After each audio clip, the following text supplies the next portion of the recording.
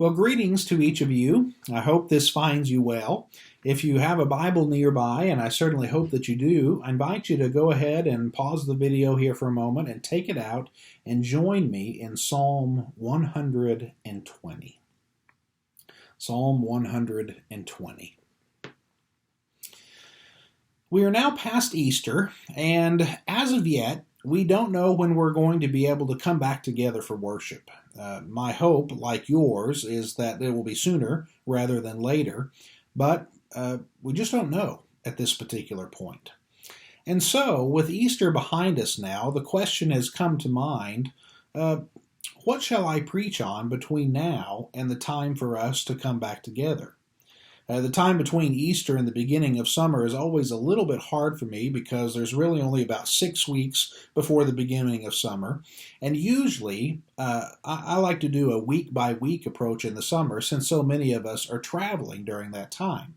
Now, I don't know that it'll be the case that many of us will get to travel this summer. All that kind of remains up in the air. But nonetheless, it is still on my mind as to what would be an appropriate topic for us to reflect on in the coming weeks?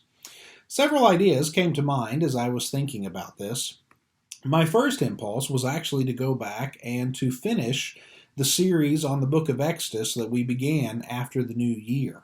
I have one sermon that I've already finished on the Ten Commandments, which was going to be the next one that I was going to preach before all the corona madness hit. And so my first inclination was to go back to that sermon and then finish the rest of our stories that we were going to have in the book of Exodus. There were only just a few that were left, and so it would have only taken us probably 3 or 4 weeks to finish. However, it's been well over a month now since we have last thought about the Exodus story, and we really did end at a fairly appropriate place when Israel received its commission to be a kingdom of priests. That's a good place to end the Exodus story. And so after I thought about it for a while, I thought, maybe it's just best to leave well enough alone. A second idea that came to me was to do a series on the book of Lamentations. Lamentations is a very neglected book of the Old Testament, and it's really not hard to figure out why. It is a depressing book that is written by the prophet Jeremiah as he deals with the agony of the destruction of the city of Jerusalem. Right now, we are experiencing our own kind of mourning as the normal functions of our society have been shut down. But even as hard as it is for many of us right now, it's really nothing like the destruction that the people of Israel were facing whenever their city was burned to the ground. That devastation came as a result of their specific sins, and while I have no doubt our own society is involved in many sinful things, I do not think that COVID-19 is necessarily a judgment on God, a judgment of God because of our sin. So, after bouncing that idea off of several members of our staff here, I decided, no, I don't think I'm going to do a series on Lamentations. But as I continue to think about what might be helpful to us in our particular moment, I came across something that struck me at least as a good idea. As you might imagine, since we have been pretty much on lockdown for several weeks now, my Kindle and I have become very good friends. To be honest with you, we were already pretty good friends, but even more so now that we have a lot more downtime. And as I was looking at some of my ebooks that I have here on my Kindle, I came across one by Eugene Peterson that I picked up a couple of months ago on a sale. The book is called A Long Obedience in the Same Direction. Now, he didn't come up with that title. As a matter of fact, the sentence comes from one of the most famous atheists of the 20th century, Friedrich Nietzsche. And even though Nietzsche was not a believer, he recognized that even as our society is addicted to what is fast and immediate, and he was writing about this in the 19th century, okay, he was stating that for people to become real people of character, they need to have a kind of determined stick-to-itiveness. Well, if an atheist can see that, how much more so we as Christians? But if the journey to becoming substantial people of character is a long one, we need something to kind of help cheer us in our journey along the way. And that was what Peterson was writing about in his book that I was reading here on my Kindle. He is writing about the things that help us in our long journey of obedience. And in order to do that, Peterson uses 15 Psalms from Psalm 120 to Psalm 134 to illuminate for us various themes that are important for our journey ahead. These psalms are typically known to us as the Psalms of Ascent, and they were songs that were sang on the journey to Jerusalem that was taken every year by religious pilgrims for the three great feasts that were happening in Israel. Now, I'll have more to say about that in just a minute, but as we get underway here, I simply want you to see that you and I are on a similar journey. As the people of Israel anticipated their return to Jerusalem to have one of the great worship feasts, so too are we anticipating the opportunity to come back together and to worship in our normal place of gathering. We haven't been there in well over a month now, and it is likely that there is still some time out in front of us before we will get to come back together. But we are anxious for that moment to arrive, and we are looking forward to it. But between now and then, there is a journey to be had. And for the journey ahead, we need some songs to accompany us on our way. And that's what we're going to be talking about in the coming weeks.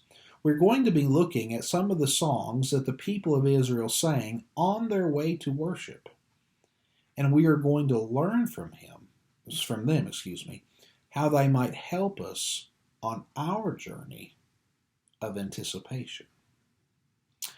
So to begin our meditation on this whole theme of songs for the journey back, let me begin by telling you a brief story.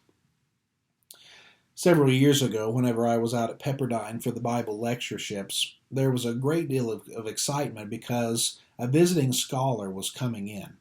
This scholar's name is Tom Wright, otherwise known in the United States as N.T. Wright. And some of you may have heard of them, though I suspect most of you probably have not. But if we were to relate theologians to rock stars, N.T. Wright is kind of like the rock star of New Testament scholars. Now, you may need to go ahead and pause the video for a moment while you laugh at this whole idea, but once you're done, you can resume it and then we can move on with this, okay? But anyways, Tom Wright is not a member of our fellowship. He's actually an Anglican. And so this gathering at Pepperdine was kind of a new, different experience for him. One afternoon, while we had gathered into an auditorium to hear him lecture on the theme of atonement, there was a little lull between the time of everyone piling in there early to get a good seat and the moment for the lecture to begin. And so Mike Cope, who runs the lectureship, got up and he said, let's just sing a few songs of our faith that we know by heart. No songbooks, no screens were present, just sing the words that you know right here. And for the next, 10 minutes or so, we sang one song after another that was well known to us in the churches of Christ. There were two things that were really neat about that. Number one, there was a lot of people packed into that relatively small auditorium, and so the singing was just fantastic. It was so fun to go through these verses of song that we all knew by heart. But secondly, it was also fun to watch Tom Wright take all of this in. Again, he's from an Anglican tradition, and I've attended some Anglican services in my time in England, and I'll just tell you, they're not known for their beautiful hymn singing. Most of the time, they have the old organ and a kind of a sparse congregation with screechy voices, But I could tell from watching him, he was very moved by listening to our singing, which had no accompaniment, no musical instruments, but just this beautiful harmony that was coming straight from the heart. I have often thought, and maybe you have as well, when we get to heaven, I hope that there is a Church of Christ section. Now, you know the old jokes about this. Some believe that there will only be Church of Christ, or only be a Church of Christ section in heaven because we're the only true church, right? And then there are jokes about people having to be quiet in heaven as they walk by the room where the Church of Christ members are gathered because they think they're the only ones there and they don't want to ruin the surprise for them. But forget about all those jokes for a minute. In all seriousness, I actually trust that there will be places in heaven where our own unique cultural distinctions are upheld and honored. And when I get to heaven, not only do I want to participate with others in their unique aspects of worship and see them at their best, but I hope that ours is honored as well. And I just want you to imagine what it would be like to sing the great songs and hymns of the faith that we have been singing our whole life. But now we will get to sing them in the very presence of God with the greatest possible harmony imaginable. Why do I hope that is the case? It's because the songs that I have grown up singing have shaped my life. I love them. They're a part of who I am as a person. The words are literally engraved upon my heart. Well, for the Jewish people, things were no different. These 15 psalms, which go from Psalm number 120 to number 134, were songs that people knew by heart. They're short psalms which lend themselves to easy memorization, and all the more so as you set them to music. Each of these psalms covers a different topic and a different aspect of our life with the Lord. And we're going to not have time here today to preview all of these psalms, but let me give you just a little taste of what is to head. For example, Psalm number 121, which is a psalm that has to do with God's providence as He watches over our life. I lift up my eyes to the hills. Where does my help come from? My help comes from the Lord, the maker of heaven and earth. He will not let your foot slip. He who watches over you will not slumber. Indeed, he who watches over Israel will neither slumber nor sleep. Psalm 122 is very relevant to our particular moment. It is about worship, and more specifically, it is about anticipation of going to the house of God to worship.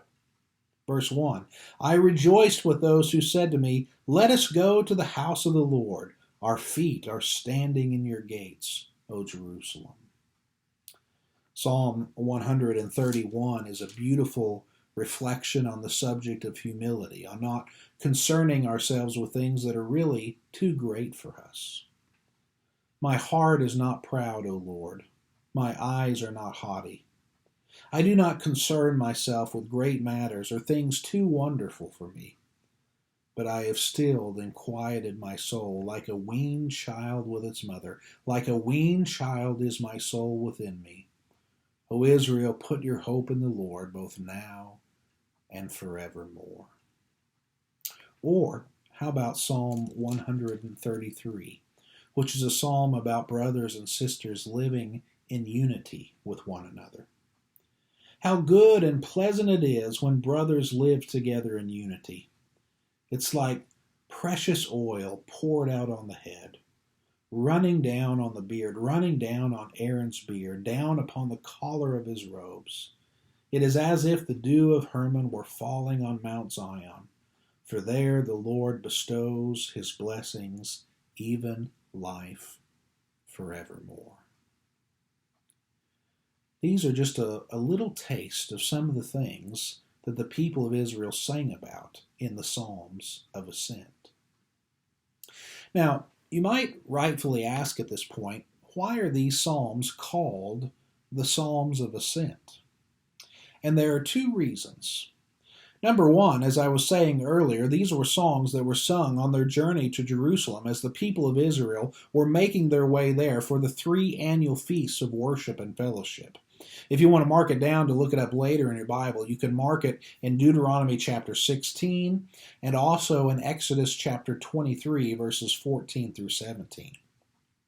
But every year, the people of Israel were to go up to the city of Jerusalem 3 different times to celebrate these 3 different festivals. In the early spring, about this time of year actually, they were to go to celebrate the feast of Passover as they remembered the Lord passing over them and leading them out of Egypt. And then, some 50 days later, at the beginning of summer, they would come together to celebrate the renewal of their covenant with God during the feast of Pentecost. And then, in the early fall, after the harvest had come in, they were to gather together once again for the Festival of Tabernacles, where they remembered how they used to live in the desert in tents for 40 years after they came out of Egypt. 3 times a year, the people of Israel were to journey to Jerusalem to celebrate these feasts, which were like a holiday or a special worship celebration. Jerusalem was the highest point in the land of Palestine, physically speaking, geographically speaking. So no matter where they came from in the land of Israel to gather for these great feasts, it would be an upward climb into the city, an ascent. And that is the first reason why these psalms are called the Psalms of Ascent. They are the songs that they would sing literally as they climb and ascended Mount Zion to come to Jerusalem. But secondly, these psalms were called songs of ascent because there was a spiritual ascent that was happening as well. They were temporarily leaving behind the daily tasks of ordinary life in order to ascend this spiritual mountain, to have this wonderful experience. It was not only a physical ascent, it was also a spiritual one. These songs, which spoke of the common themes of their faith, helped to prepare them for the experience of worship they were about to have among God's people in God's house. And that is why I have chosen these psalms for our study for the next few weeks. We too are on a journey. Only our journey is not to the physical Mount Zion for a special festival, but it is a journey back to our worship assembly, where hopefully we will get to come back together with a renewed sense of gratefulness for the gift of simply being able to gather together to assemble to worship. Now, we don't know how long it's going to be before we'll get to be there, nor do we know whether it will be like, what it will be like, or how we'll be allowed to come back together, whether it'll be all at once or kind of staged or any of those questions. But we will get there eventually, and these psalms, hopefully, will help to encourage us on our way. So I hope that you plan on joining me in the weeks to come as we examine these songs of ascent. My hope and prayer is that they will aid you in your faith as we wait for that opportunity to be back together again.